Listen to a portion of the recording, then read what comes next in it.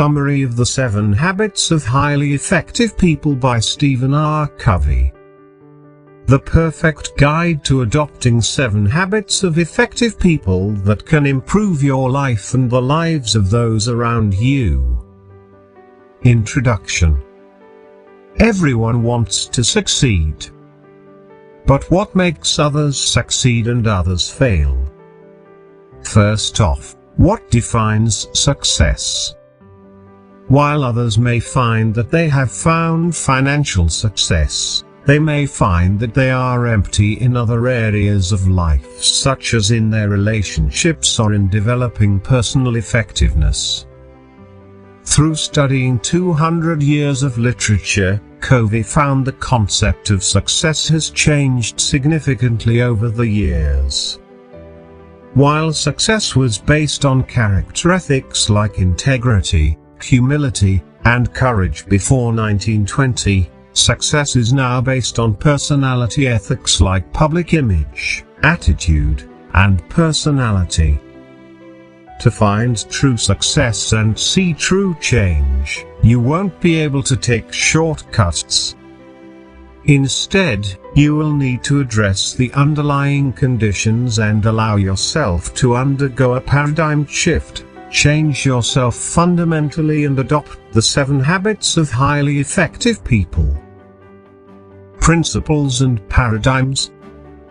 The 7 habits of highly effective people begins by looking inward and starting from the inside out.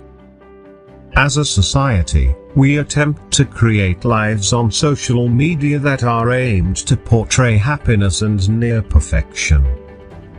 And considering social media is a mere highlight reel of a person's life, we may find ourselves altering our appearances on the outside while struggling internally.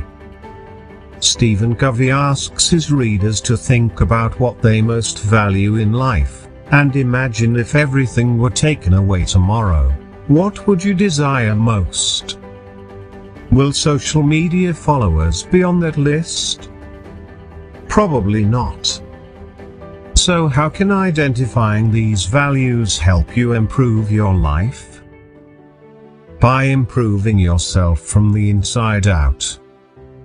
Before you can change your life, you must work on digging deep inside of yourself and identify your fundamental habits and belief systems. These principles are at the core of your character and serve as a compass to guide you towards your goals. Perhaps your principles are concepts like fairness, honesty, and integrity. These are popular principles that guide our actions and lead to success. However, principles such as selfishness and deceit can lead to failure. Principles are laws of nature, and you reap what you sow. Therefore, it's important to reflect on your core principles and determine if your character guide is working with nature or against it. Similar to following a map of a city to guide your way around, we follow our paradigms to guide us in life. A paradigm is a subjective basis for how we view the world around us. Everything we understand about the world is formed by our paradigms. For instance, a person with a negative paradigm will view a rainy day as gloomy and an inconvenience when going about their day, but a person with a positive paradigm will view a rainy day as an opportunity for growth and provides nature with the sustenance needed for survival. Shifting our paradigm is essential when seeking to make lasting changes. Once we shift our paradigms, then we can change our character, our habits, and our behaviors. This shift in character is why it's important to recognize and monitor your own paradigms so you can find out which ones are holding you back from reaching your goals. Author Stephen Covey experienced a paradigm shift one morning when on a New York City subway, a peaceful scene where most people were either reading or resting their eyes. Suddenly, a man entered with his rowdy children, immediately disrupting the peace and serenity. Annoyed by this, Kavi asked the man if he could control his children. The man, tired and exasperated, replied that he should do something, but their mother had just passed away an hour earlier and they were all in shock. Kavi's paradigm quickly shifted from irritated and annoyed to one of compassion with a desire to help. So you see, paradigm shifts can change your perspective about a situation, and while not all shifts will be as immediate as the one Kavi experienced that morning on the subway, they can each make a powerful change in your life. So, unlike social media where you might work on covering your flaws and imperfections, this book will help you identify those qualities. Once you identify your biggest problems in life, you will be able to view your problems from different angles and find their weaknesses. Working from the inside out and changing your habits, you can improve your life. Habit number 1, be proactive. Imagine life is just a book with blank pages. If you had the opportunity to write your own story, what would you want it to say? If your life were to end today, what would the book contain? Would the book contain stories of a person who accomplished nothing because you were a victim of your environment? Or would the book contain stories of a person who took action despite their physical environment? Here's where we have our first principle. The principle of ownership. We can take control of our lives. It's so easy to place blame on others for the status of our lives, but it becomes futile. It's not my fault and I had no control over what happened are common phrases that we say when we find ourselves in sticky situations, but when we start to take ownership of our lives, we adopt a new principle and our world begins to change. The principle of ownership forces us to admit that we let ourselves go. But it also forces us to take ownership of the successes in our life. This paradigm shift begins the first habit, be proactive. People who are proactive take action. They take responsibility in their life and assume ownership. For instance, proactive people don't wait for a diagnosis to make a healthy lifestyle change. They don't wait for their boss to give them instructions. Instead, they identify problems and come up with solutions. They actively listen to the people in their lives and don't wait for a fight to begin communicating effectively. To help you identify the difference between proactive people versus reactive people, imagine a circle of concern. This circle represents all the things that you worry about. Maybe you're worried about paying a bill or flying across the country. Inside the circle of concern is the circle of influence, which represents all the things you can do something about. Reactive people focus on the circle of concern, unlike proactive people who focus on the circle of influence. By focusing on the things they can change, proactive people shrink their circle of concern. One way to begin taking ownership is through language. Proactive people use words like I will, I can, and I prefer, whereas reactive people use I can't, I have to, and if only. Reactive people believe they are not responsible for their actions and words. So, instead of saying things like he makes me so mad, shift your focus to I control my own feelings and begin converting reactivity into proactivity. Once you realize that you have a blank book to write, you can begin filling it with what you wanted to say. Focus on finding solutions instead of blaming outside sources for your problems, and begin changing the way you react to the problems in your life. Take responsibility, take ownership, and begin filling your pages with stories of someone that took action. Habit number 2. Begin with the end in mind. Imagine you are building a house from scratch. How would you begin this process? You would first envision what you want the house to look like, right? You determine the layout of the house and then figure out every detail. Construction workers would then follow the blueprint to begin building. Without this blueprint, what mistakes could be made? Perhaps they forget a key element, like stairs. Now, imagine your life as a blueprint. What is your end goal? What do you want to achieve? Planning is necessary for the success of any project, including your life. Here's where the principle of direction comes in. To begin with the end in mind, you need direction. Just like building a home, a direction is necessary for success.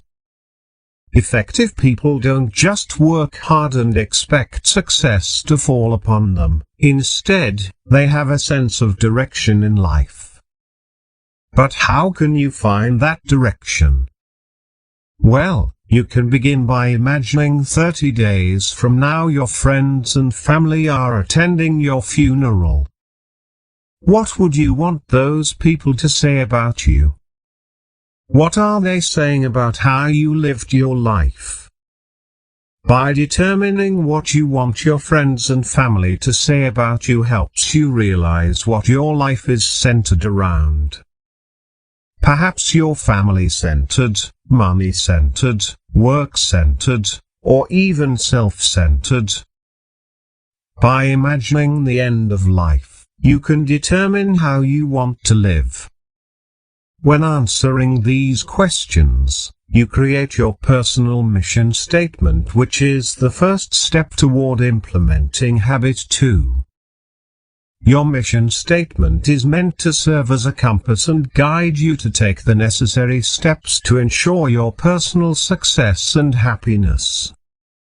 However, writing a mission statement isn't something that just comes overnight. It will take time, patience, and deep introspection. Similar to writing a blueprint, you will probably need to complete several rewrites. If you imagine your personal statement as the blueprint of your life, you can begin to take action with purpose and intention. Just like each brick has a purpose in building a house, your actions should have a purpose in helping you achieve your end goals.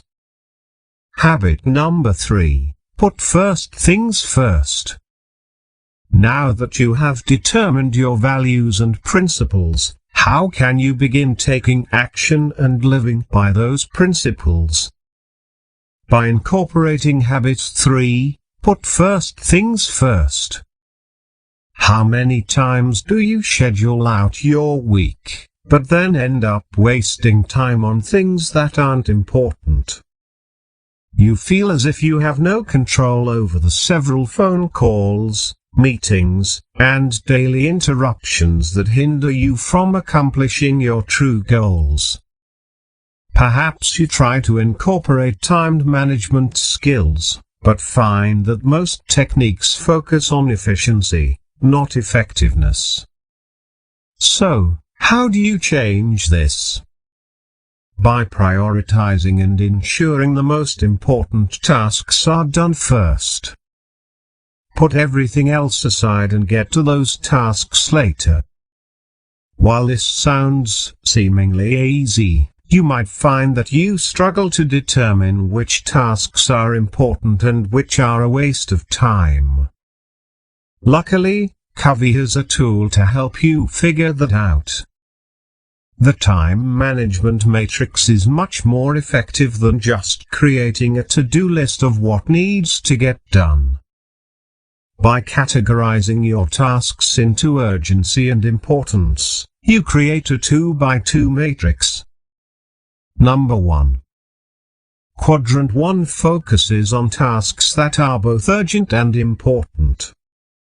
While this seems like a critical quadrant, this is more for tasks that become outside of our control, like crises that need to be dealt with right away.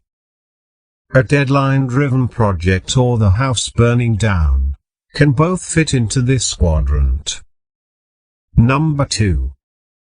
Quadrant 2 focuses on tasks that are important, but not urgent. This is the most critical quadrant, as these are the tasks that are most important to us. These tasks include building relationships or planning for the future. These are important principles that will not happen overnight. Spend your time taking action that focuses on building upon the tasks you put into Quadrant 2. For instance, if you want to improve your relationships, take the time to call a friend or family member on your car ride home versus listening to music or your favorite podcast. Quadrant 3 focuses on tasks that are not important but are urgent. These tasks are those that interrupt our days, such as phone calls or meetings.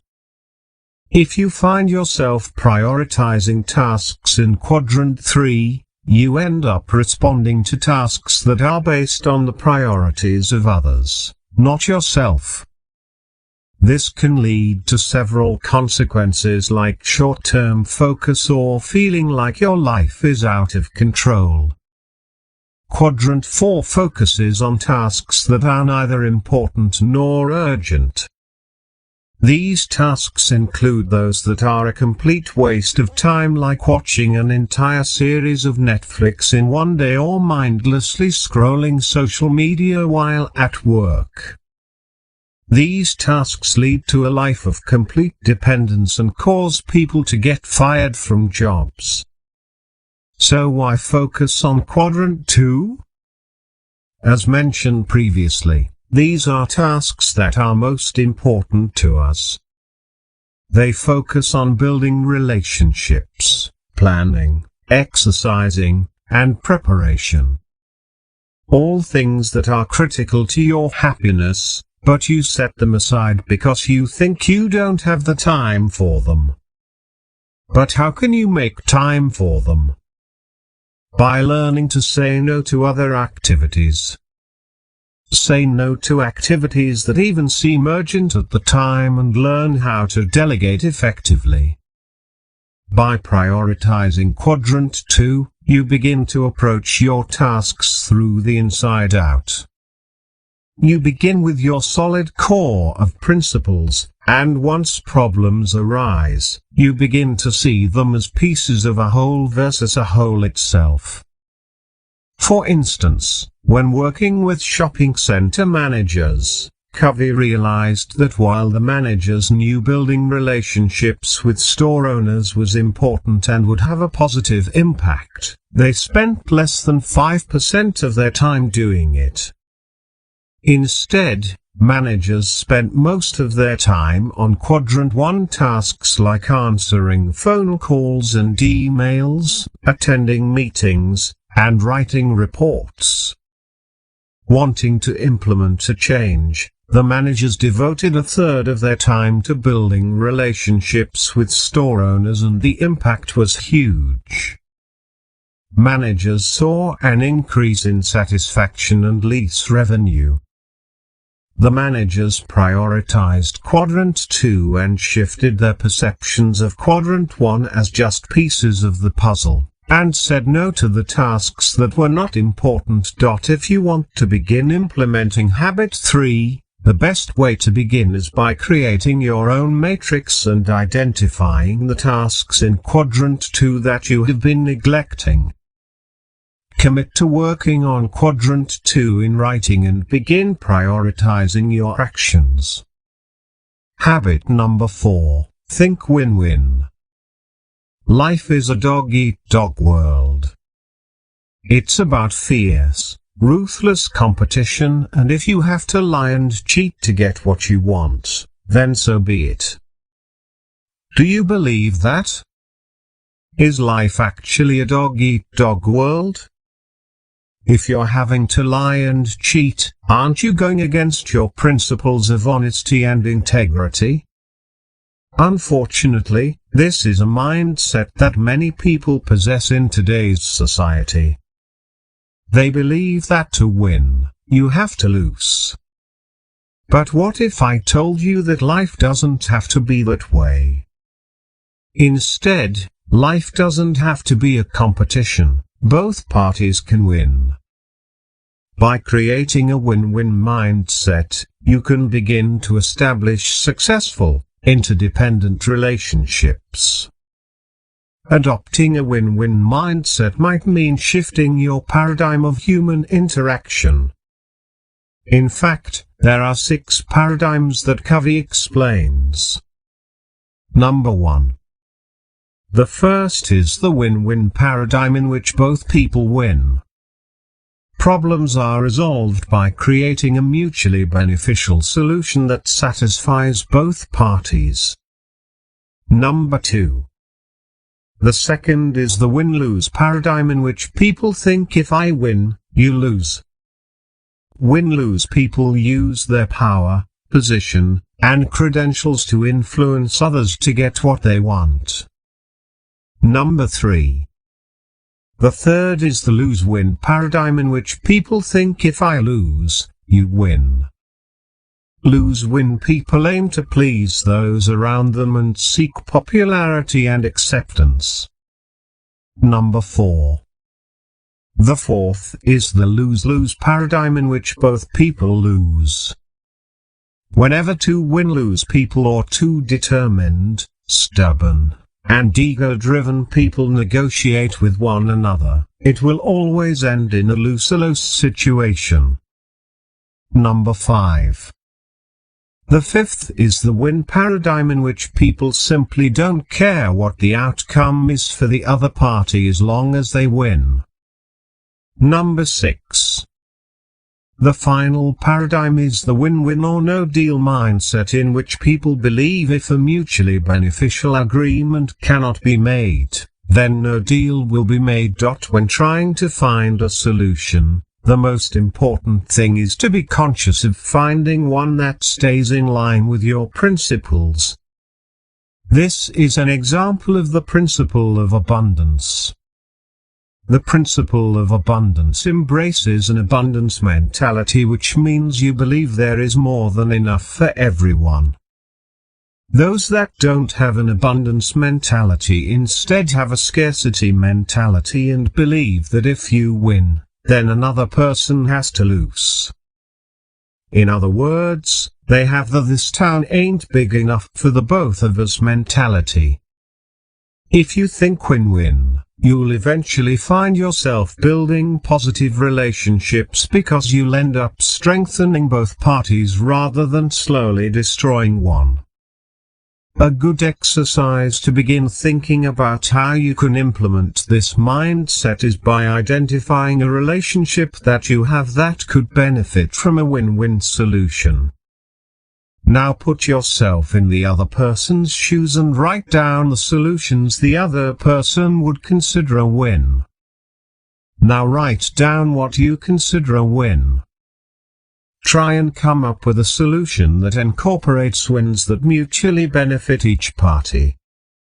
Habit number 5. Seek first to understand, then to be understood. Imagine going to the optometrist and explaining to the doctor that you're struggling to see signs that are far away. Then, the optometrist takes off his own glasses and hands them to you, saying, "These have worked for me for years. Try them on, they should work for you." No questions asked, No tests are done, the doctor just offers a simple solution that most likely won't help. You wouldn't go back to that doctor, you can't trust him. Now think about yourself going through a trying time in life, divorce, the death of a loved one, the loss of a job. Who do you seek advice from? Someone that has never been in your shoes and can't possibly understand what you are going through, or someone that understands your situation? Someone that understands. You trust people that listen to you and you respect their advice. Whether it's a doctor or a friend, you trust people that understand what you're going through, and the key to understanding is through listening. If the doctor listened to you, he would know better how to help you rather than just giving you a random pair of glasses to solve your problems. Speaking of listening, the most effective form of listening is emphatic listening, which requires a paradigm shift to achieve. You see, we don't typically seek to understand first, instead, we seek to be understood. At any given moment, a person is either speaking or preparing to speak, rather than preparing to understand. According to experts in communication, only 10% of our communication is represented by words. 30% is represented by sounds and 60% is accounted for by our body language. If we replace our typical responses with emphatic listening, you will see that you shouldn't necessarily focus on words to truly understand the other person. Instead, you should observe a conversation through feeling and meaning behind the words that are said. With words removed, what emotions are being conveyed? While this skill takes time and practice, it's certainly not impossible to learn how to listen emphatically. Once you master the skill of seeking to understand, then you can focus on being understood. When we truly understand the other person, we can adequately communicate and present our ideas in a way that builds credibility and trust rather than tearing the other person down. Habit number 6. Synergize. Everyone is different, right? The world would be a pretty boring place if we all thought similarly and we couldn't learn from one another. In fact, we need one another. In the previous chapter, we discussed understanding and listening to each other for effective communication. Now, we can focus on working with one another through the principle of team execution, the principle that we need each other to thrive, and that both independence and interdependence are necessary for productive interactions. By understanding and valuing the differences of another's perspective, you create the opportunity for synergy. Synergy is a concept that the combined value of each individual will be greater than if each individual remained independent. In other words, two heads are better than one. While each person thinks differently, each person offers something that can benefit the greater good. Synergy allows you to open yourself up to new opportunities with endless possibilities. Synergy allows you to listen to one another's differences and determine how to come together to tackle a shared challenge. So how can you begin to synergize with your team? Begin with habits 4 and 5 and think about win-win situations while trying to truly understand others around you. By valuing the different perspectives and opinions that each person has, you can begin to build something greater than yourself. For instance, a great movie isn't created by one person. Look at movies like Lord of the Rings or Star Wars. Without a team of creators, designers, writers, and more, the movies would never come to life as they do. Each team member has their own strengths that they bring to the table that benefits the project as a whole. By valuing the mental, emotional, psychological differences between people, you can begin synergizing and creating something bigger than you ever could on your own. Beginning to value these differences takes time and patience, especially when there are people in your life that you don't get along with. But why don't you get along? You might think differently than that person, so how can you begin to open yourself up to these differences? Start by creating a list of people that you don't get along with. Choose just one person and determine how their views are different than yours. How can you find synergy between your perspective and theirs? How can you be more open-minded and confident about their differences? Habit number 7, sharpen the saw. Chefs use their knives every day. They constantly chop, slice, and dice, eventually making their knife dull.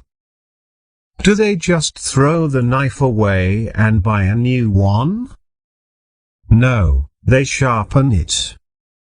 Just like a chef's knife, we have to sharpen ourselves as well. We must devote time to ourselves physically, spiritually, mentally, and socially. By sharpening your saw in these 4 areas, you can see the results for lasting effectiveness. Renewing yourself physically means eating well, getting sufficient rest, and exercising regularly to build flexibility, endurance, and strength. Staying physically active helps to sharpen habit 1 of proactivity. You have to become proactive towards your fitness rather than reacting to the forces that keep you from exercising. Focusing on your spiritual dimension doesn't necessarily mean adopting a specific religion at all. Instead, it means that you should examine your life and be mindful of your actions. The goal of renewing your spiritual self can include meditating, praying, or connecting with nature. Spiritual dimension can help you practice habit 2 since you consistently revise your principles and core values. To stay mentally healthy, you can read great books, keep a journal of your thoughts and insights, and limit television programs to only watching those that enrich your life and mind. You can also learn a new language, or take courses to learn something new. There are a variety of ways to enrich yourself mentally. Additionally, focusing on mental health will help you practice habit 3 since you'll be utilizing your time management skills to maximize your time and resources. Lastly, it's important to work on your social and emotional health. Renewing yourself socially to develop meaningful relationships means you must seek to understand others, make contributions to meaningful projects that improve the lives of others, maintain an abundance mentality and help others achieve their own success. By working on your social and emotional health, you are practicing habits 4, 5, and 6 by adopting a win-win mindset, seeking to understand others, and finding mutually beneficial solutions through synergy. If you're wondering how you can work on these 4 dimensions, begin by making a list of activities that will help you renew yourself among each category. Select one activity from each dimension and commit to completing that activity next week. At the end of the week, evaluate your performance and question what led to your success or failure. Final summary. To become a highly effective person, you must adopt these 7 habits. Number 1. Be proactive. Stop reacting and begin taking action. Instead, take control and assume responsibility for your life. Number 2. Begin with an end in mind. Stop working aimlessly on whatever job pops up. Instead, have a vision for your future, and align your actions to make that vision a reality. Number 3. Put first things first. Stop wasting your time on tasks that seem urgent at the moment, but don't align with your goals. Instead, prioritize your tasks and focus on the non-urgent, important items. Number 4. Think win-win. Stop thinking that you must win or lose. Instead, come up with a mutually beneficial solution for both parties. Number 5. Seek first to understand, then to be understood. Stop jumping to provide a solution or a response. Instead, listen emphatically to understand others around you, then communicate ideas that align with another's feelings. Number 6. Synergize. Stop working independently. Instead, use the strengths of others around you to create something you could have never created by yourself. Number 7. Sharpen the saw. Stop working too hard. Instead, continue to work on yourself mentally, physically, spiritually, and socially,